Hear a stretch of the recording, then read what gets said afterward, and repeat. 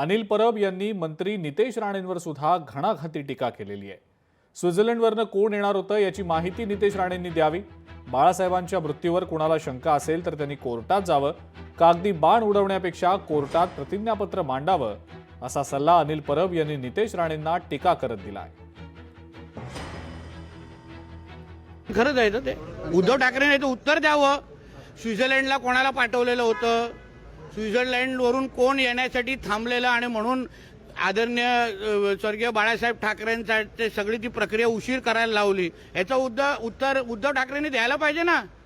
रामदास कदम साहेबांचा बाण अतिशय योग्य दिशेने चाललाय, याचं उत्तर दिलं पाहिजे। स्वित्झर्लंडच्या कुठल्या फ्लाईटवरून कोण येणार होतं, त्यासाठी कोण वाट पाहत होतं, कुठल्या कागदपत्रासाठी कुठल्या प्रॉपर्टीसाठी उशीर केला, उत्तर उद्धव ठाकरेंनी दिलं पाहिजे। मुझे मामला मालूम नहीं, नितेश राणे को अगर मालूम है तो नितेश राणे को जो चीज़ मालूम है उसने आके कहना चाहिए।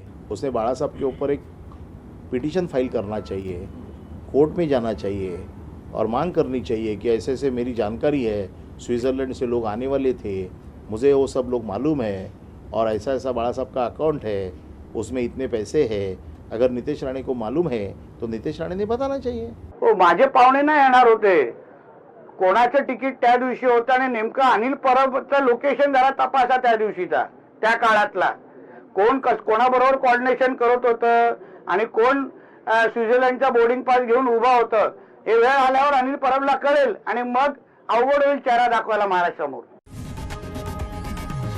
लोकशाही मराठी ऐका, पहा, जागरूक रहा।